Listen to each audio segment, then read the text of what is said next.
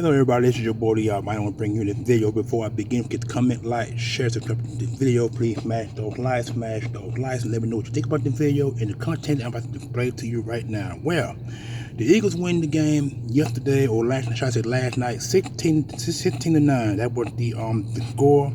Eagles win the game by a pretty good margin, but it wasn't what we expected. So I'm gonna go ahead and get you the statistics for last night's game. I'm trying to do the quick as I can, because I'm supposed to be at work, so give me a time. Hurts had 135 yards passing off 14 of 28 completion attempts, 63.8, no touchdown, no interceptions, and then Barkley had 26 carries for 83 yards, 14 long, no score between Bisbee and Hurts on the one that scored on no touchdown off 10 of 31, 12 with the longest.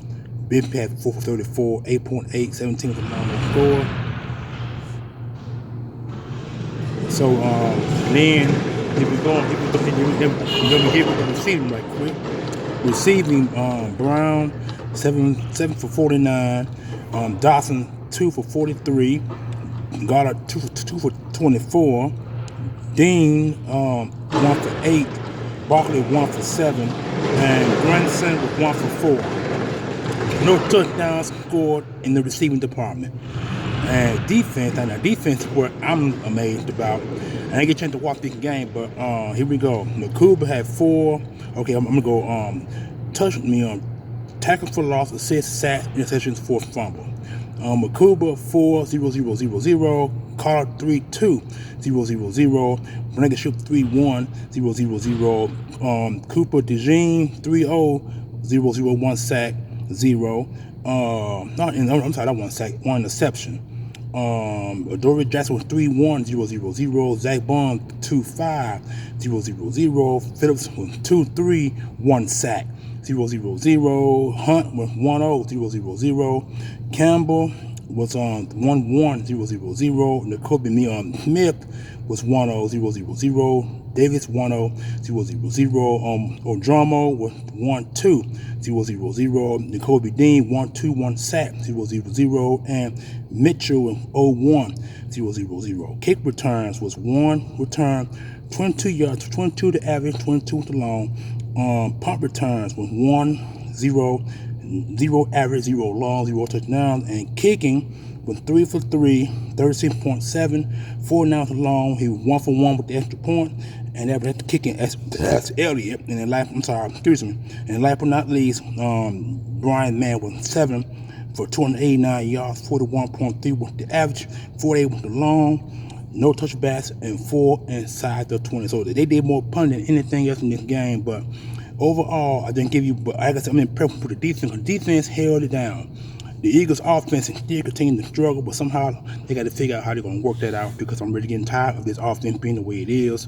And the way that they were talking about it last night's game, this way the offense could be the rest of the year. And I hate to say it, but it's probably true, because if you hadn't straightened anything out during the bye week and you wait for 3 games after the bye week and you're still playing the same way on offense, that means you got issues that have not been figured out yet, or you ain't trying to figure it out, or something else is going on internally on the offense side of football. We do know that players are hurt.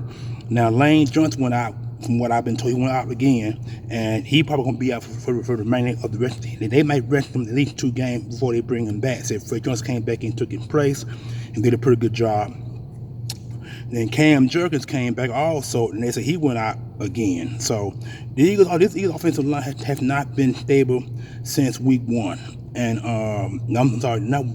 since week 2. They haven't been 1 week 2.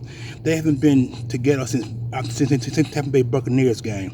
Since that game, which was week, I think 4, I believe. And since then, it's been patchwork in this offensive line.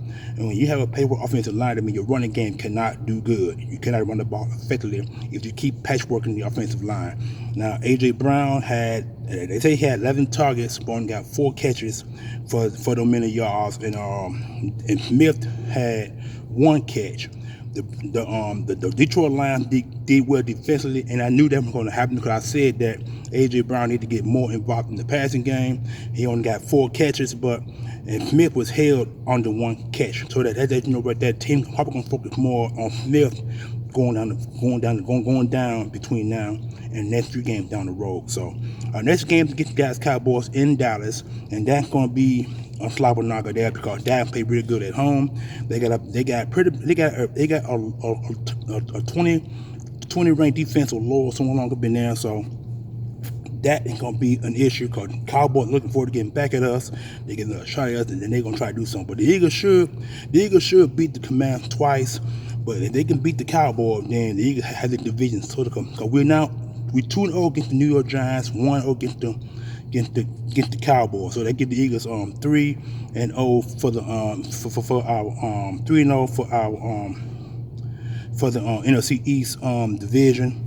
Now, the Eagles could easily go 5-1. They could be 5-1. You know what I'm saying? Or 6-0. It depends. You know what I'm saying? But we'll see what happens there. But overall, this Eagles defense played lights out, and the Eagles defense gets my start of the week because they did real well in containing the Detroit Lions top 10 passing attack. You know what I'm saying? So I'm proud of this team. So this, like I said, I forgot what week this is. Let me see. This is actually week.